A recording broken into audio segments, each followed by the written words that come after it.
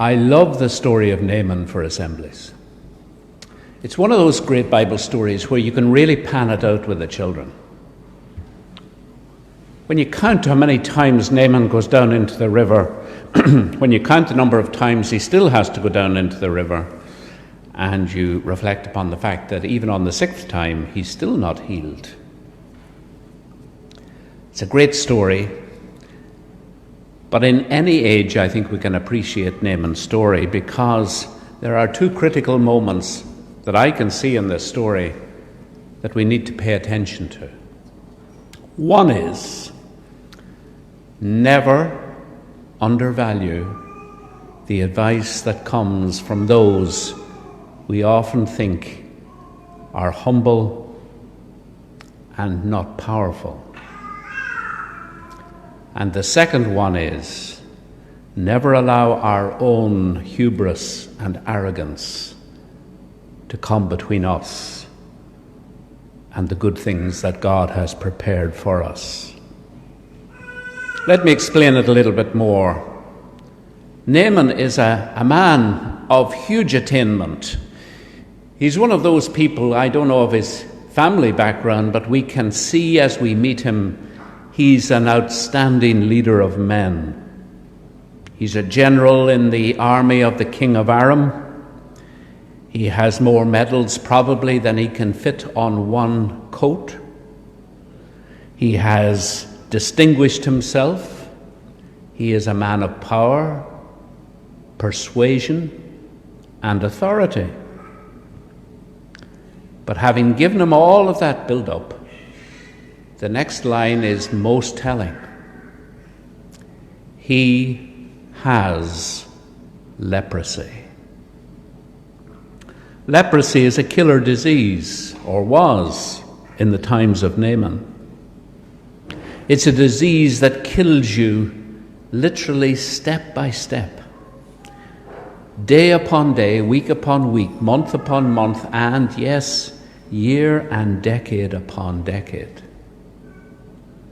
So this man, with all the power and authority and influence that he possesses, finds himself vulnerable, frightened, and unsure of where the future will take him or his family. And it's at this moment that a servant girl, taken from her family as a hostage, working in his home, that provides the answer to his worries. He could easily have ignored her. Perhaps he was going to ignore her because the girl's path is effective. She tells Naaman's wife. She says, I know someone who can look after my master. Tell him to go to the land of Samaria. Tell him to go and meet the prophet Elisha. And he will be healed. The next part of the story takes on a sort of a surreal look. Naaman now goes through all the diplomatic channels. He's not just going to appear in another country and look for help. No. He goes to his king, looking for a letter of recommendation to the king of Israel, so that he can go there, present his credentials, and the king will heal him. In fact, he may even require Elisha to come to the palace. So that's what he does. Does all the right things. The diplomatic book is fulfilled. He goes to the land of Israel, presents his credentials. The king goes into a stupor of worry. What is this guy on about? He knows I can't heal him. Why is he here? Is he trying to pick a fight? Is this going to be a war? And eventually he finds himself on a journey to the town where Elisha is living. He comes to Elisha's house, knocks on the door, and is greeted by one of Elisha's helpers, who says, my master is busy right now, but perhaps you could go down to the river and wash yourself 7 times and you'll be fine. Well, the old arrogance rises in Naaman. How dare they? Don't they know who I am? I'm a general from the land of Aram. I have letters from my king. How dare they? A servant greeted me, and a servant has told me where to go. He's not going anywhere near a river. No. In fact, he's packing his bags. He's brought huge amounts of money, huge amounts of treasure, all sorts of little gifts and trinkets that you would give to anyone whose services you want to buy. He packs it all up. He's going home. He's not coming back. He can wash in any river. And just at that moment, another servant appears, one of his own servants, and says, suppose you had been asked to do something really difficult. Would you have done it to be healed? Go and give it a go. We won't tell anyone. It's our little secret. So Naaman goes down into the River Jordan.